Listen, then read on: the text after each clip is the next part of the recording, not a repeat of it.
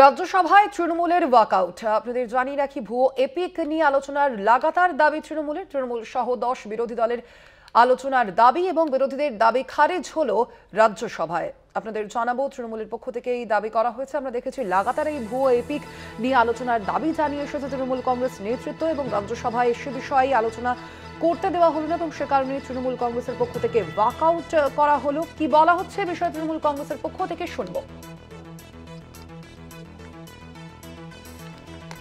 Duplicate epic cards are central to verified electoral rolls. This is part of the basic structure of the constitution.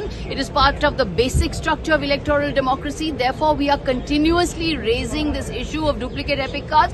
We want a discussion on the floor of the House, but every time we raise it, discussion is not allowed, our notices are not allowed, our demands are not allowed. Therefore, again today we have walked out in protest because the discussion on duplicate epic cards is repeatedly not being allowed on the floor of the House. সংসদে রাজ্যসভায় এটা সহমত হয়েছিল যে হ্যাঁ 176 নোটিসে short duration discussion হবে on duplication of epic card.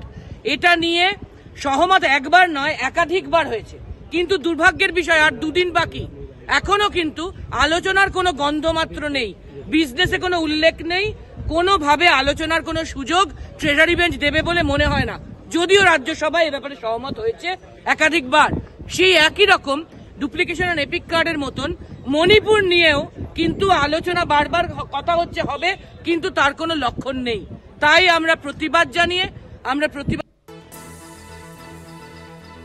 বিষয়ে কথা বলবো। আমাদের সঙ্গে ফোন লাইনে রয়েছেন বিশেষ প্রতিনিধি দেবজ্যোতি ঘোষ। দেবজ্যোতিদা, এর পরবর্তীতে তৃণমূল কংগ্রেসের পক্ষ থেকে ঠিক কি পদক্ষেপ নেওয়া হলো আজকে, সে বিষয়ে কিছু স্পষ্ট করে জানানো হয়েছে?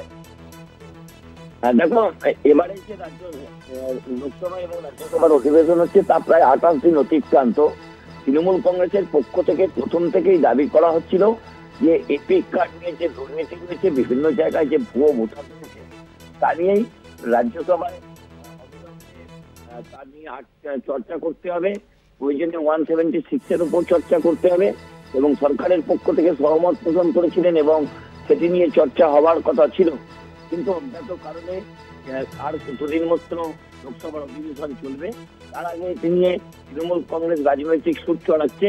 তারা ইতিমধ্যেই একাধিকবার তারা ওয়াকআউট করেছে। আজকেও তারা চর্চা শুরু করার জন্য আবেদন করেছিলেন।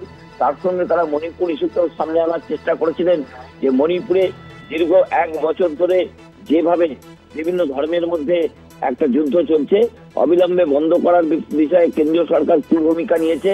শুধুমাত্র রাষ্ট্রপতি শাসন জারি করে পরিস্থিতি যে নিয়ন্ত্রণে আসেনি, তা কিন্তু ইতিমধ্যে বেশ কিছু ছবি থেকে প্রকাশ পেয়েছে। তৃণমূল কংগ্রেসের পক্ষ থেকে এটি নিয়ে তারা আগামী দিনে রাজনৈতিক আন্দোলন করবেন, কারণ লোকসভা এবং রাজ্যসভার কোনো জায়গাতেই এই এপিক কার্ড অর্থাৎ ভুয়ো ভোটার কার্ড নিয়ে আলোচনা হচ্ছে না। সরকারের পক্ষ থেকে একাধিক আলোচনার কথা বলা হয়েছে, কিন্তু কোনোবারই আলোচনা হচ্ছে না। সেই জায়গাতে আগামী দিন রাজ্যসভার অধিবেশন রয়েছে, সেখানে বিষয়টি আলোচনা যাতে হয় তার জন্যই কিন্তু তৃণমূল কংগ্রেস সহ সমস্ত যে ইন্ডিয়া জোটের যারা শরিকরা রয়েছে তারাও কিন্তু আন্দোলন করছেন এবং আজকে ওয়াকআউট করছেন। ধন্যবাদ তোমায়। আমরা কথা বলছিলাম, আমাদের সঙ্গে ফোন লাইনে ছিলেন বিশেষ প্রতিনিধি দেবজ্যোতি ঘোষ।